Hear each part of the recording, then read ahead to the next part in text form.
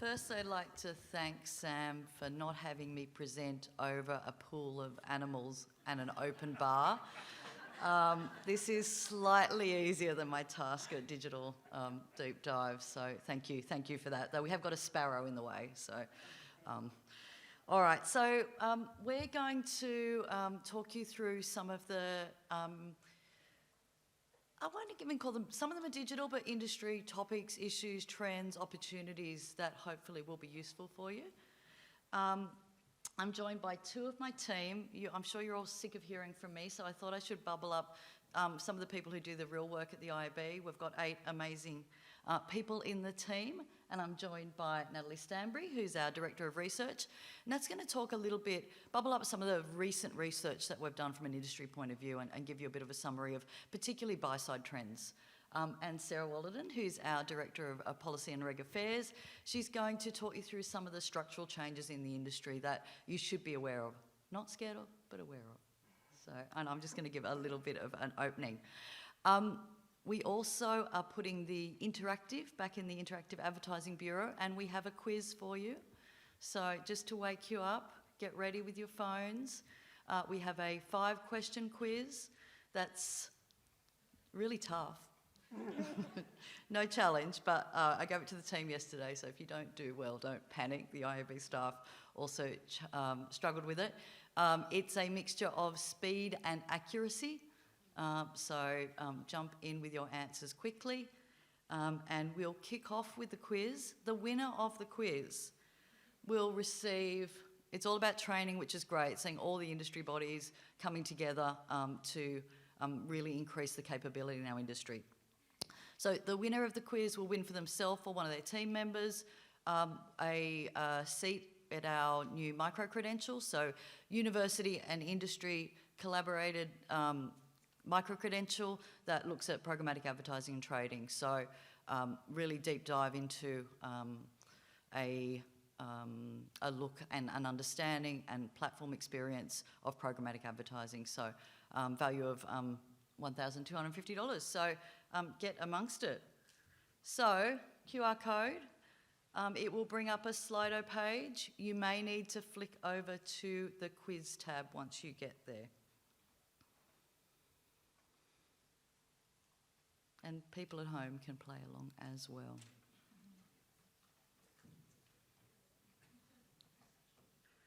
All right.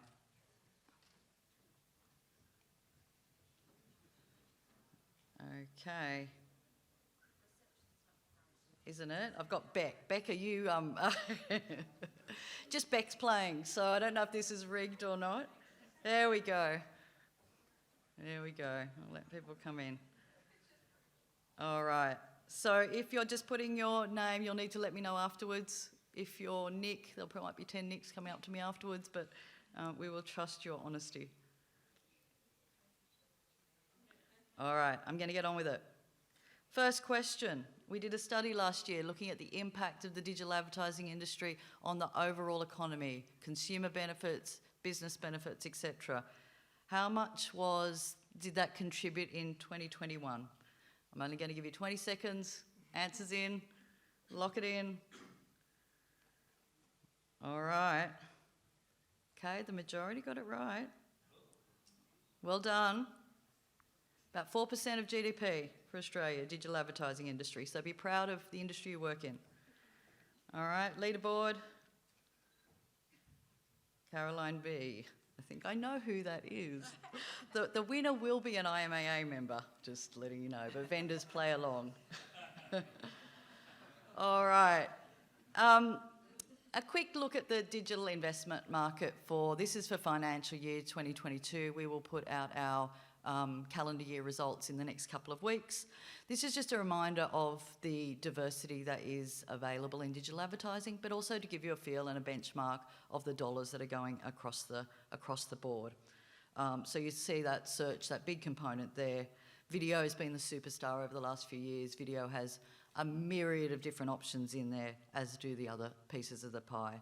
But just to give you a feel of that $14 billion market and how it's being distributed across digital. And one thing I would like to say, you know, the IAB and digital is really, we work so closely with our other industry partners, with all the other channels. I guess what you'd claim is sort of digital spend is now about 70% of the ad market.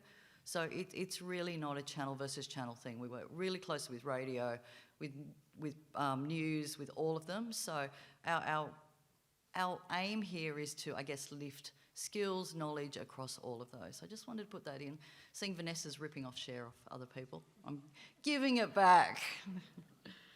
A really quick look at how the content market, so the publisher market, inventory is being bought.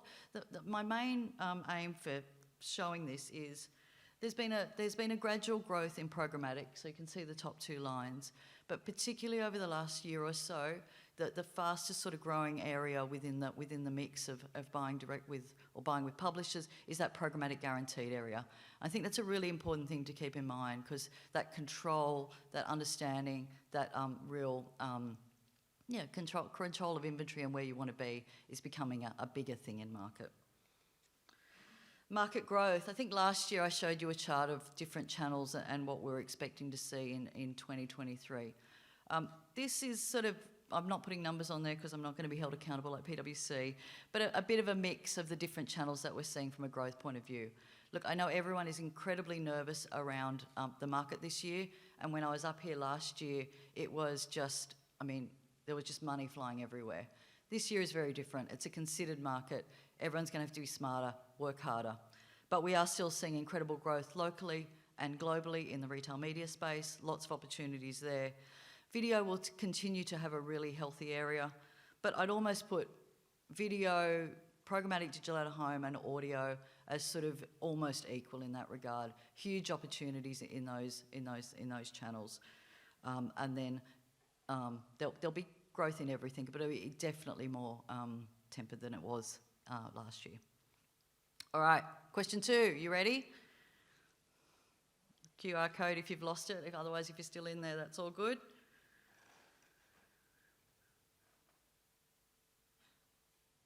All working?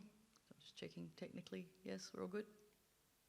Okay, so which state or territory has the highest daily online usage? So percentage of people in that state or territory that are most likely to be online each day. I need some little music here, little quiz music. All right, I'm going. Oh, all right, so ACT. All the polys, all the uni students, everyone down there, they're online. So there we go. Bit of a shake up for the leaderboard. There we go. Anyone could still win. All right. In terms of consumer usage, so the IAB is obviously constantly looking at consumer trends. About 92% of the population are going online, looking at ad-supported environments every day. The complicated thing now is that you've got that sort of quite consistent penetration is the device overlap and being really smart around planning that. So we've got a beautiful chart there that shows in the middle, 28% of Australians are accessing digital content from 4 devices, and there's a mixture of a whole different different elements there. So just thinking about planning and thinking about changes in data, changes in tracking, and just being really clever around that cross-environment tracking. In terms of consumption of video and audio, I thought I'd put this up there. It's a nice one for Ford. In particular, it does show video and audio being incredibly strong in terms of that consumption, but really different usage, both in age and what they're doing. So we will supply all these slides to you, but it's a really good, if you get anything out of this, it's the diversity of opportunities that are out there if you go looking and if you've got time. And I'm going to hand over to Nat, who's going to give you a feel of what the buy side's thinking, feeling, etc. Thanks, Gay. The IAB conduct regular online surveys amongst agencies on their usage and attitudes of different forms of digital advertising. And I want to thank you all for participating in these industry surveys, as they really help us prioritise our industry activities and white papers and training. I'm going to share today some common themes across 4 of our studies, our State of the Nation studies on video, audio, game and digital out-of-home advertising. And you can download the full results of these studies from the IAB website.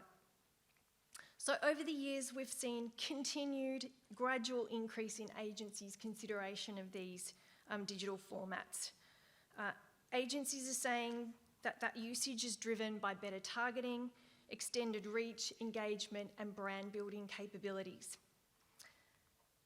Digital advertising is expected to work hard across all stages of the marketing funnel, but brand building objectives are definitely the most common for digital campaigns. Increasingly, digital formats are being planned and bought in combination with each other and with other media. So these agencies and clients are really getting that benefit of that higher ROI lift of having an integrated and multi-channel approach. Of course, as Gay's mentioned, buying programmatically has increased over time, and they're getting the benefits of data and targeting there, operational efficiency and flexibility. There's a huge appetite for experimentation with an ever-increasing number of creative formats, and agencies are really open to testing these different creative types.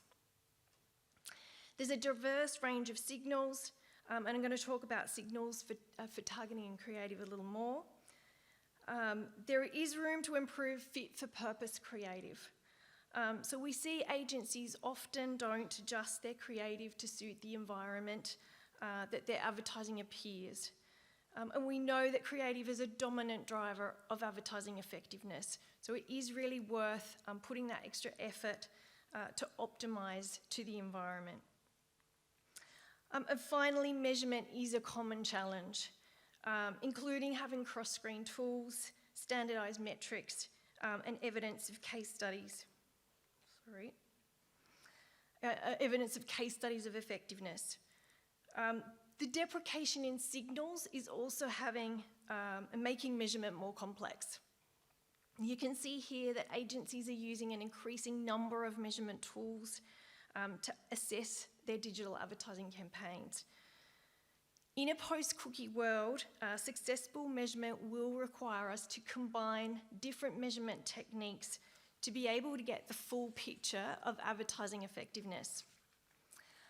Our industry studies have found that in preparation for the retirement of third-party cookies, there's a movement towards using resilient measurement techniques.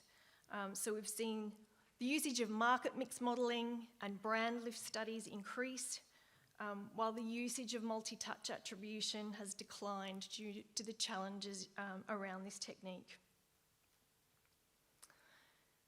So we're going to pause for another quick quiz now. Jump back into your Slido app there. Getting ready. So before we talk more about data signals, which of the following data signals do you think is most commonly used by Australian marketers and agencies? Range of options there for you to pop in. Speed and accuracy, the name of the game. Ready? Okay, let's go. Oh, you're all very clever. Definitely got the correct answer there. Our leaderboard, Shana, very well done. So in answer to that quiz question, demographics are the most used data signal.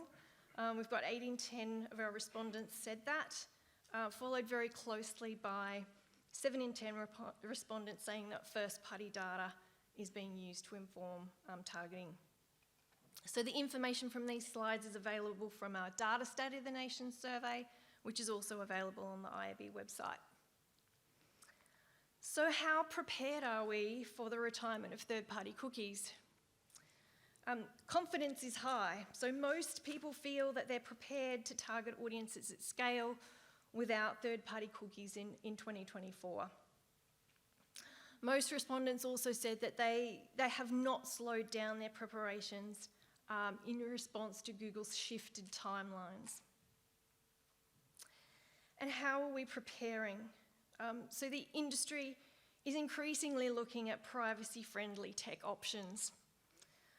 Respondents here have the highest involvement with contextual targeting solutions, but there are other emerging techniques as well. So the industry not yet fully engaged with data clean rooms, but these offer the opportunity, for multiple parties to share data in a privacy-compliant way. We've got a high proportion of respondents here also exploring those Google Privacy Sandbox proposals. So I'm going to hand over pretty shortly to Sarah to give you a bit of an update on privacy, but we're going to pause firstly for one more quiz, or a couple more quizzes. Second last one, so get ready to join in.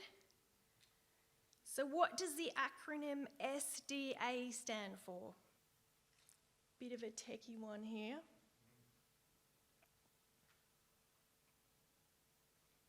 Okay, we're in. Ooh, maybe a little bit of education we got to do on that one. That's okay. So SDA is seller-defined audiences, which is an addressability specification that allows publishers and data providers to scale first-party data responsibly and reliably. So I'm now going to show you the leaderboard. We've got Ben there. Very well done, Ben. And I'll now hand over to Sarah.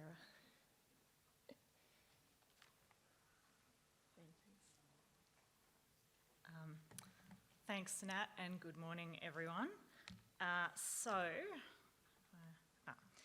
we've all heard a lot about privacy lately. There have been an increase in data breaches, of course, last year, changing consumer expectations, spurring on changes in business practices, increased scrutiny by regulators around the world, and of course our own Privacy Act review. So some of you might be wondering where things are up to here in Australia, and the short answer is our Privacy Act review is imminent.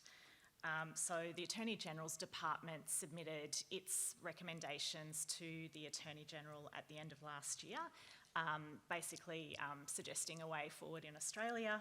And we expect to see draft legislation to implement changes very soon. And while we don't know exactly what will be in that report and what to expect, we can expect tougher laws, particularly on things like increased obligations on organisations to treat personal information fairly and reasonably. So shifting that obligation from consumers more towards organisations.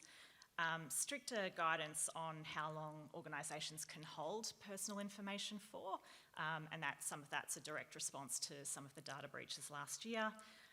Relevant to agencies with turnover under 3 million, the government is looking at the small business exception as well, so not sure if that will continue to exempt businesses from the obligations in the Privacy Act.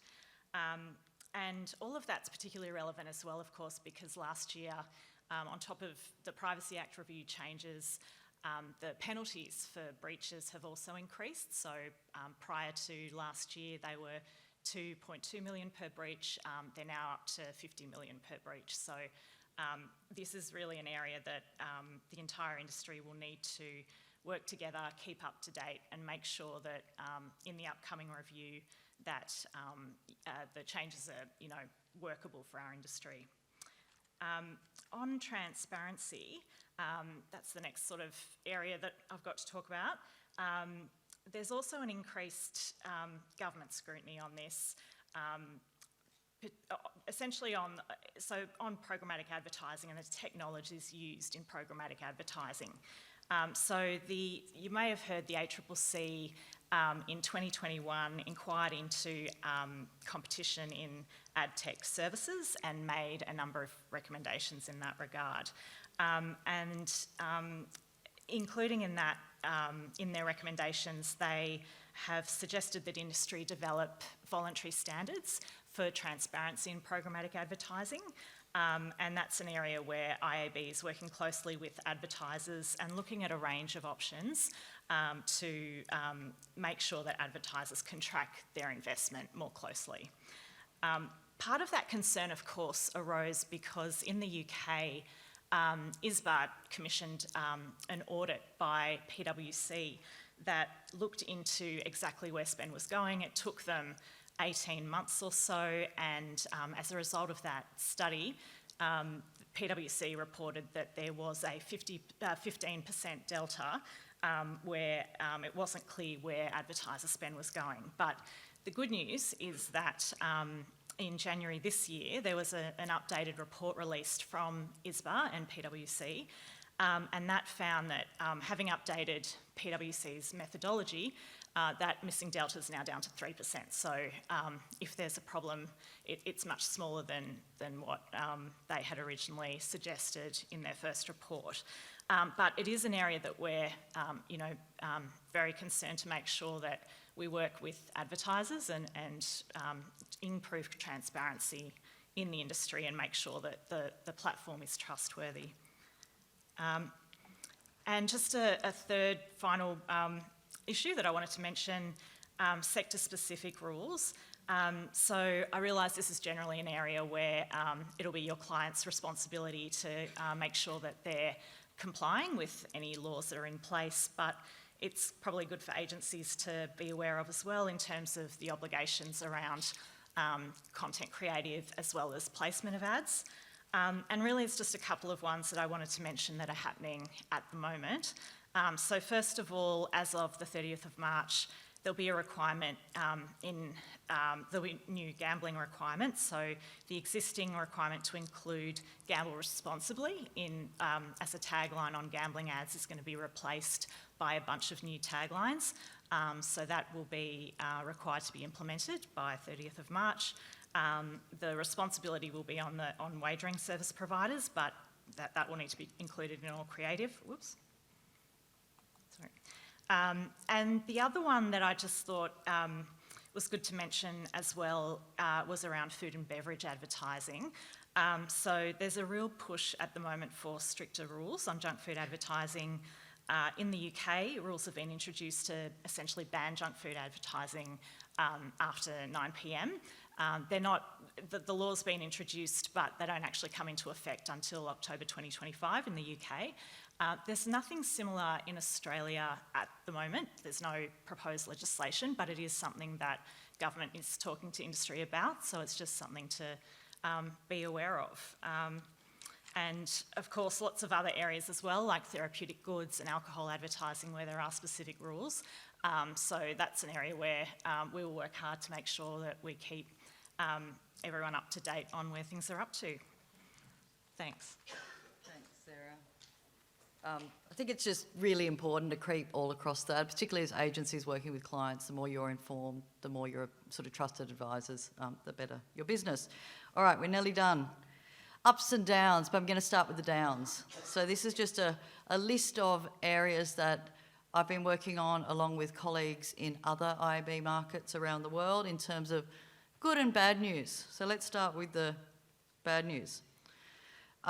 So, we've talked about consumer wariness, pressure on consumer spending. We had another lift in interest rates yesterday, so that continues to bubble along.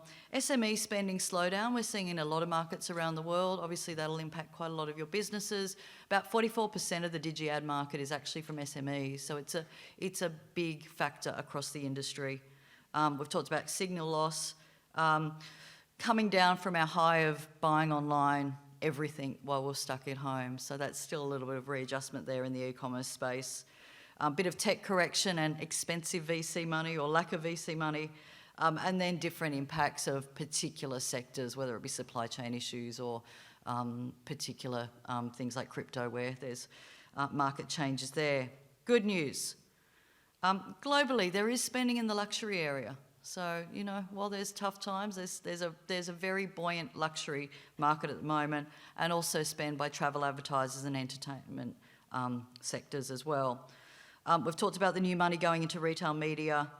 The inflation area is inconsistent across the board, which does give opportunities. So really do interrogate from an economic point of view what's going on with your client sectors. The Chinese market's really interesting. Often we think here, we go straight to money into Australia, higher education, Chinese students coming out. But there is a growing need for the Chinese sellers to reach international markets. So again, opportunities there. We'll continue to see shifts across the video market. And then AI, I'm not going to call it ChatGPT because it's broader than that, right? So AI is a fascinating area, and I think from an agency point of view, particularly in tough times, anything that can achieve efficiency without taking away from creativity should be investigated. So I'm really excited to see how the creative people in our industry make the most of this, because I think it's going to be fantastic if it's done in the right way. There'll obviously need to be guardrails, all that sort of things, but we're smart, curious, creative people, so let's see what we can do with this. Last question, are we ready? All right, really sexy one for the last one.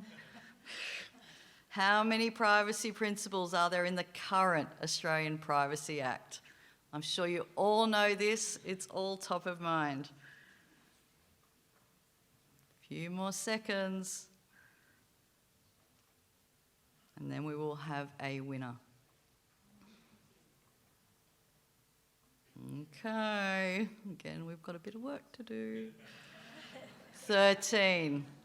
All right, congratulations if you got that right, whether it be by a guess or knowledge.